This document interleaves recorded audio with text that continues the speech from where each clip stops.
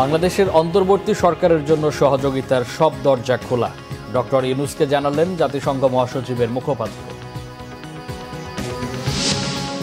বাড়ছে অন্তর্বর্তী সরকারের পরিধি, নতুন 4 উপদেষ্টার শপথ নিচ্ছেন আজ, বঙ্গভবনে বিকেলে শপথ গ্রহণ।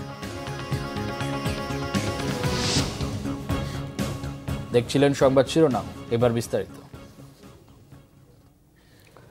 বাংলাদেশের অন্তর্বর্তী সরকারের জন্য সহযোগিতার সব দরজা খোলা আছে বলে আশ্বস্ত করেছে জাতিসংঘ।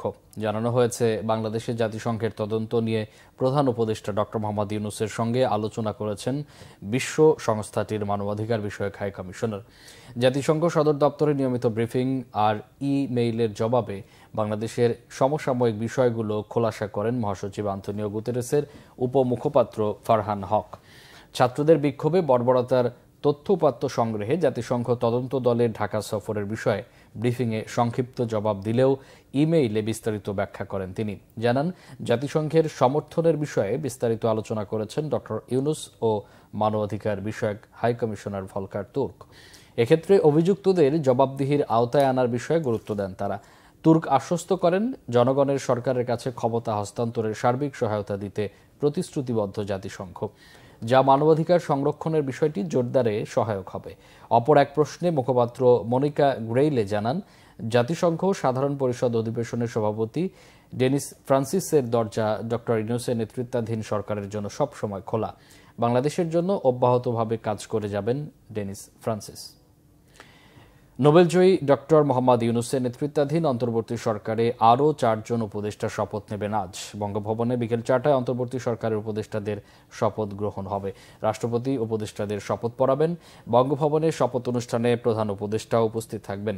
তার বিশেষ সহকারী সাবেক মন্ত্রিপরিষদ সচিব আলী ইমাম মজুমদার ছাড়াও শপথ নিতে যাওয়া বাকি 3 জন হলেন অর্থনীতিবিদ ওয়াহিদুদ্দিন মাহমুদ, সাবেক সচিব মোহাম্মদ ফাজুল কবির খান এবং অবসরপ্রাপ্ত লেফটেন্যান্ট জেনারেল জাহাঙ্গীর আলম চৌধুরী।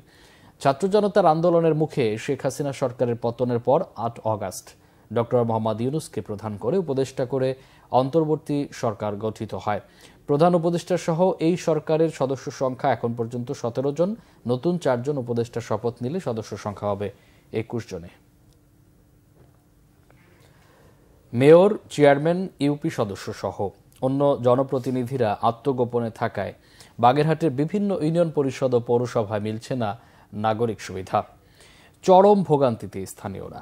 এ বিষয়ে মন্ত্রণালয় থেকে নির্দেশনা এলে ব্যবস্থা নেওয়ার আশ্বাস দিয়েছে স্থানীয় সরকার বিভাগ। বাগেরহাট প্রতিনিধি মাসুদুল হকের তথ্য ও ছবিতে দেখুন একটি desk report. 5 August Awami League সরকার পতনের পর থেকে আত্মগোপনে বাগেরহাটের 3 পৌরসভার মেয়র, কাউন্সিলর সহ 75টি ইউনিয়ন পরিষদের চেয়ারম্যান সহ জনপ্রতিনিধিরা।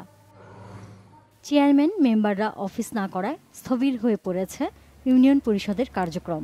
মেম্বার 5 তারিখের পরে আসে না, মেম্বার চেয়ারম্যানরা আসে না, সচিব সাহেব নিয়মিতই আসে।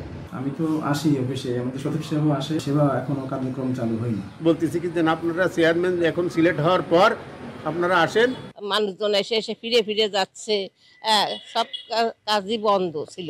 জন্ম নিবন্ধনের জন্য দীর্ঘ 1-2 মাস ধরে ঘুরতেছি, কিন্তু এখানে পৌরসভায় আছি, এখানে মেয়র সাহেব নাই, কোনো কাউন্সিলর নাই, আমি আমার সেবা পাচ্ছি না।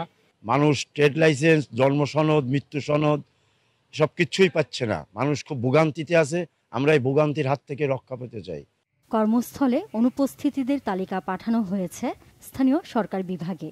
স্থানীয় সরকার বিভাগ থেকে একটা তথ্য চেয়েছিল, উপজেলা পরিষদ এবং ইউনিয়ন পরিষদ সংক্রান্ত আমরা তথ্যগুলো পাঠিয়েছি। স্থানীয় সরকার বিভাগ থেকে যে নির্দেশনা আসবে আমরা সেটি যথাযথভাবে বাস্তবায়ন করব, যাতে বর্তমানে সেবা পাওয়ার ক্ষেত্রে সেবা গ্রহীতাদের যে সমস্যা হচ্ছে সেটি সমাধান করা যায়। প্রায় 1041 জন জনপ্রতিনিধি রয়েছেন বাগেরহাটে, যাদের বেশিরভাগই আওয়ামী লীগের। দ্রুত সংকট সমাধানে দাবি ভুক্তভোগীদের। Bangla vision news desk. অন্তর্বর্তী সরকারের স্থানীয় সরকার উপদেষ্টা এফ হাসান আরিফ বলেছেন, সিটি কর্পোরেশন, জেলা ও উপজেলা পরিষদ, পৌরসভা বা ইউনিয়ন পরিষদে নির্বাচিত জনপ্রতিনিধিরা অফিসে অনুপস্থিত থাকলে বিকল্প ব্যবস্থা নেওয়া হবে। গতকাল সচিবালয়ে সাংবাদিকদের সঙ্গে আলাপকালে এসব কথা বলেন তিনি।